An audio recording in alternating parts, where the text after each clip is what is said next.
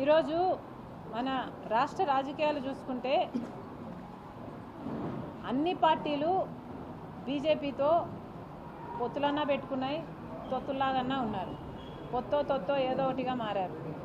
కానీ ఒక్క కాంగ్రెస్ పార్టీ మాత్రమే ఈరోజు బీజేపీకి వ్యతిరేకంగా పోరాడే సత్తా, నిజాయితీ ఉన్న పార్టీ ఒక్క కాంగ్రెస్ పార్టీ మాత్రమే. బీజేపీ పార్టీ గత 10 సంవత్సరాలుగా మన రాష్ట్రానికి చేయాల్సిన మేలులలో ఒక్కటి చేయనప్పటికీ జగన్మోహన్ రెడ్డి గారు ఒకవైపు రాజశేఖర రెడ్డి గారు కొడుకై ఉండి రాజశేఖర రెడ్డి గారు బీజేపీని వ్యతిరేకించారు అని అంత క్లియర్గా తెలిసినప్పటికీ అదే బీజేపీ పార్టీకి తొత్తుగా మారాడు. అదే బీజేపీ పార్టీ మోడీ గారికి దత్తపుత్రుడిగా మారారు.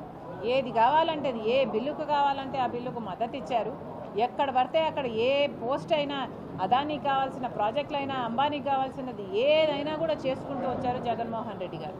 మరి అలా జగన్మోహన్ రెడ్డి గారు తెర వెనక పొత్తు పెట్టుకొని, అక్రమ పొత్తు పెట్టుకొని బీజేపీతో అప్పుడుగా 5 సంవత్సరాలే కాదు ఇప్పుడు కూడా అలాగే ఉన్నారు జగన్మోహన్ రెడ్డి గారు.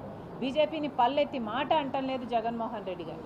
ఇంకోవైపు అధికార పక్షంలో ఉన్న చంద్రబాబు గారు, జనసేన అయినా బహిరంగంగానే బీజేపీని నెత్తిన పెట్టుకొని తిరుగుతున్నారు. ఒక్క వాగ్దానం, ఒక్క విభజన హామీ మనకు నెరవేర్చకున్నా కూడా.